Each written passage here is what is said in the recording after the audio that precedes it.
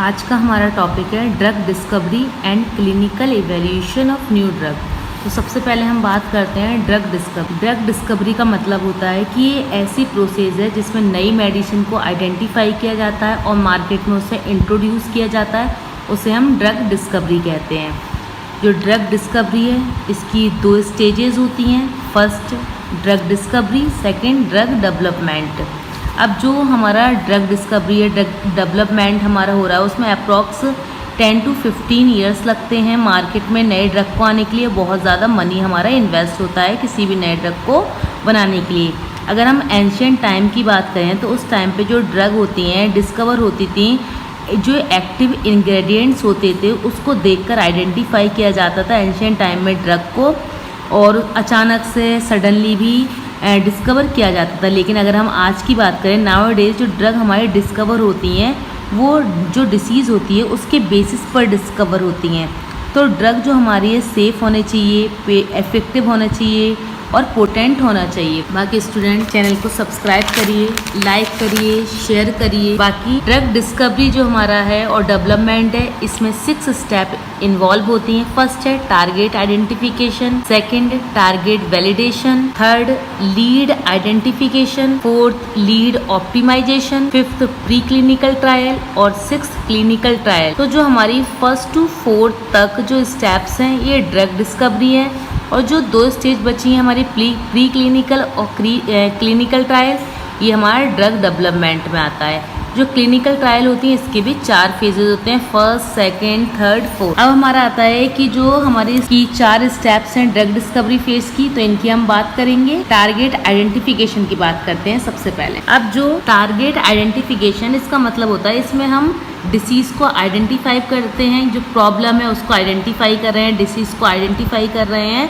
उसके बाद फिर हम ड्रग का सर्च करते हैं। अब हम पता करते हैं डिसीज़ को आइडेंटिफाई में कि जो डिसीज़ हो रही है उसका रीज़न क्या है, क्यों डिसीज़ हो रही है और कौन कौन से ऑर्गन हमारे इफेक्ट हो रहे हैं, डिफेक्ट हो रहे हैं डिसीज़ की वजह से। तो हमारा नेक्स्ट है टारगेट वैलिडेशन। अब जो टारगेट वैलिडेशन है, इस स्टेप में हम एनालाइज करेंगे कि जो हमने चूज किया है अपना टारगेट, वो इन्फॉर्मेशन सही है या नहीं है, उसका पूरा एनालाइज किया जाता है टारगेट वैलिडेशन में। अब हमारा नेक्स्ट है लीड आइडेंटिफिकेशन है। इसका मतलब होता है कि इसमें हम ड्रग को आइडेंटिफाई करेंगे कि जिस ड्रग को हमने आइडेंटिफाई किया है वो रियल में क्योर कर रहा है डिसीज को या नहीं कर रहा है। जो ड्रग आइडेंटिफाई करते हैं वो सिंथेसाइज करते हैं हम लेबोरेटरी में। अप्रोक्सीमेटली 5000 से लेकर 10,000 कंपाउंड हमारे चूज किए जाते हैं किसी भी डिसीज को ट्रीट करने के। फिर उसमें से फाइनल चूज किया जाता है कि कौन सा कंपाउंड है हमारे डिसीज को ट्रीट कर सकता है। अब नेक्स्ट है हमारा लीड ऑप्टिमाइजेशन। अब जो लीड ऑप्टिमाइजेशन होता है, इसमें क्या होता है कि मॉडिफाई किया जाता है लीड को, कंपाउंड को मीन शॉर्ट लिस्ट किया जाता है। जब सक्सेसफुली हमने चूज कर लिया लीड कंपाउंड्स, तो उसमें से हम 5 से 10,000 lead choose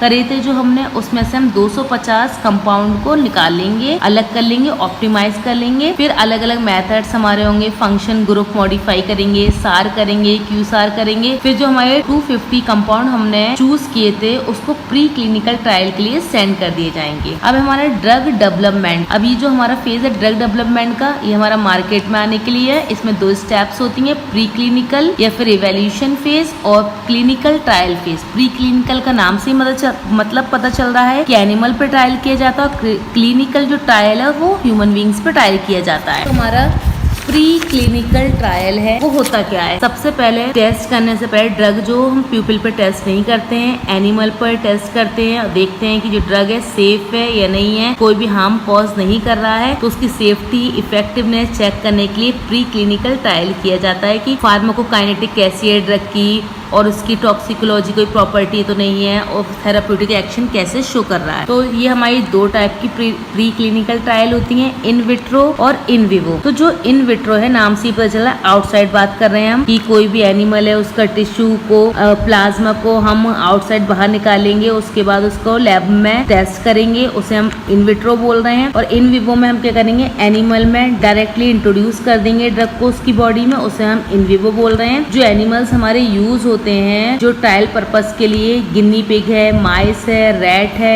dog, monkey etcetera, ये सारे हमारे एनिमल एक्सपेरिमेंट पर्पस के लिए यूज किए जाते हैं। अब है हमारा क्लिनिकल ट्रायल। अब जो क्लिनिकल ट्रायल है इस फेज में क्या होता है, 4 फेजेस होते हैं और ये ह्यूमन बीइंग पर अप्लाई किया जाता है। अब हमारा जो सबसे पहला फेज है वो है फर्स्ट है। इस फेज में क्या होता है, ड्रग हमारा टेस्ट होता है एटलीस्ट 20 to 80 हेल्थी वॉलंटियर, उन पे कोई भी डिसीज नहीं होती है, उन पे टेस्ट किया जाता है। वो इसलिए टेस्ट किया जाता है, चेक करते हैं हम, सेफ्टी को चेक करते हैं, साइड इफेक्ट को चेक करते हैं ड्रग के। इस वजह से फेज 1 20 से लेके 80 हेल्थी वॉलंटियर पर चेक किया जाता है। अब हमारा फेज सेकंड, इसमें मींस इसमें क्या करते हैं, अप्रॉक्स 100 to 500 पेशेंट सिलेक्ट किए जाते हैं जो टारगेट डिसीज के लिए है और जिसके लिए ड्रग हमारी बनाई गई है, मैन्युफैक्चर की गई है। तो ये हमारे पेशेंट देख लिए ले जाते हैं। इसके बाद इनको 1 से 2 ईयर्स तक इन पर इंट्रोड्यूस करी जाती है जो ड्रग हमने नई बनाई है। उसके बाद देखते हैं कि इतना एक्शन हमारा परफॉर्म हो रहा है, शो हो रहा है। अब हमारा फेज थर्ड, जो फेज थर्ड है इस फेज में क्या कहते हैं, इसमें भी ऑलमोस्ट 1000 to 5000 पेशेंट सिलेक्ट किए जाते हैं जो टारगेट डिसीज के हैं, जिसका हमने ड्रग बनाया उसके लिए ही चूज किए जा रहे हैं और उन पेशेंट पर फिर ड्रग टेस्ट किया जाता है। ये एटलीस्ट 1 to 4 ईयर्स तक प्रोसीजर चलता है। लॉन्ग टर्म सेफ्टी देखते हैं, इसमें टॉलरेंस देखते हैं, ड्रग इंटरेक्शन तो नहीं है, ये सब हमारा देख लेते हैं। इसके बाद जो हमारा फेज फोर्थ होता है means final marketing therapeutic use कह सकते हैं हम। अब जो पोस्ट मार्केटिंग थेराप्यूटिक यूज होता है इसमें क्या करते हैं, इस फेज में जो ड्रग है हमारी उसका सेफ है या नहीं है देख पर्पस के लिए हम क्या करते हैं, मार्केट में उसको इंट्रोड्यूस कर देते हैं। और मार्केट में इंट्रोड्यूस करने के बाद भी ऐसा नहीं है डायरेक्टली मार्केट में इंट्रोड्यूस कर दिया, पहले एरिया डिसाइड कर लेते हैं, उस एरिया में ही ड्रग को इंट्रोड्यूस किया जाता है। उसके बाद एटलीस्ट 10 डेज 15 डेज का टाइम देखते हैं कि जो ड्रग मार्केट में हमने जिस एरिया में भेजी गई है वो अपना एक्शन कैसा शो करे, कोई साइड इफेक्ट तो शो नहीं कर रही है, कोई एडवर्स इफेक्ट तो नहीं है। इस अकॉर्डिंग जो फेज फोर्थ में मार्केट में जब लॉन्च होती है कोई भी ड्रग पहले एरिया वाइज सेंड कर दी जाती है, उसके बाद फिर मार्केट में कंफर्म हो जाती है जब उसमें कोई भी डिफेक्ट नहीं होता है, अच्छा उसका इफिकेसी है, सेफ्टी अच्छी है। नेक्स्ट टाइम है हमारा फार्माकोविजिलेंस। अब जो फार्माकोविजिलेंस है इसका मतलब होता है 2 वर्ड से मिला है हमारा, फार्माको ड्रग, विजिलेंस मतलब होता है कीप वॉचिंग। तो इसमें क्या ये साइंस है या फिर एक्टिविटी है, मीन्स डिटेक्ट करते हैं हम, वेरीफाई करते हैं कोई भी ड्रग है उसमें एडवर्स इफेक्ट को प्रिवेंट करने का काम करते हैं, जो भी पॉसिबल ड्रग रिलेटेड प्रॉब्लम है उसको ठीक करने का काम होता है कि वो फार्माकोविजिलेंस कहलाता है हमारा। तो जो हमारा फार्माकोविजिलेंस है इसका मेन पर्पस होता है कि जो ड्रग है रिलेटेड हार्मफुल जो भी चीज़ें पेशेंट को हार्म कर रही है उसको रिड्यूस करने का काम करते हैं और पेशेंट को प्रोटेक्ट करने का काम किया जाता है और सेफ्टी उसका इंक्रीज़ की जाती है फार्माकोविजिलेंस में। अब हम बात करें कि पब्लिक हेल्थ को इम्प्रूव करने के लिए, सेफ्टी को इम्प्रूव करने के लिए मेडिसिन का यूज़ किया जाता है।